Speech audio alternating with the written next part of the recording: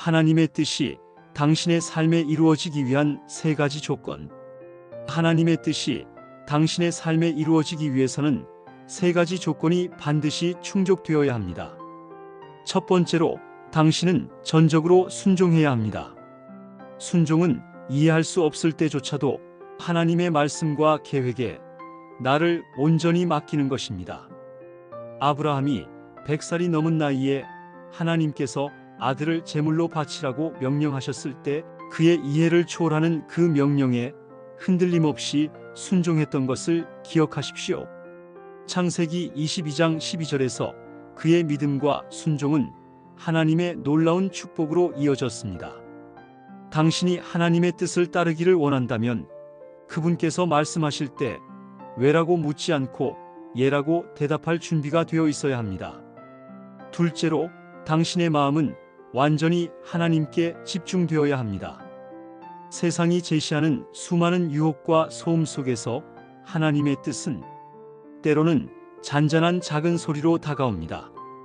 엘리야가 갈멜산에서 하나님의 음성을 들을 때 그것은 불이나 지진이 아닌 조용한 속삭임이었습니다. 열왕기상 19장 12절. 당신이 분주하고 산만하다면 하나님의 뜻을 깨달을 수 없습니다. 당신의 마음이 세상의 소리에 휘둘리고 있다면 먼저 하나님을 사랑하는 마음으로 깨끗하게 정돈해야 합니다. 마지막으로 세 번째는 당신의 믿음이 행동으로 나타나야 한다는 것입니다. 믿음은 단순히 우리가 생각하는 것으로 끝나지 않습니다. 야고보서 2장 17절은 행함이 없는 믿음은 그 자체가 죽은 것이라고 강력히 경고합니다. 하나님의 뜻을 따르려면 당신이 아는 하나님의 말씀을 실천하는 데 주저함이 없어야 합니다. 여기까지 들으면서 머릿속에서 떠오르는 질문이 있을지도 모릅니다. 나의 순종과 믿음이 과연 충분한 걸까? 내가 정말 하나님의 음성을 듣고 있는 걸까? 하지만 진정한 문제는 당신의 능력이 아니라 하나님의 성실하심에 있습니다. 당신이 온전히 그분을 믿고 순종할 때 하나님은 그 뜻을 이루시기 위해 필요한 모든 것을 예비하십니다. 이제 당신에게 도전합니다. 당신은 하나님의 뜻이 이루어지기를 바라면서도 실제로 순종하지 못하고 세상에 마음을 분산시키고 있지는 않습니까? 또는 머릿속으로는 믿음을 말하며 정작 행동으로는 묵상이나 기도의 자리에서 멀어지지는 않았습니까? 오늘 이 순간 당신의 순종, 집중, 그리고 행동을 다시 돌아보십시오.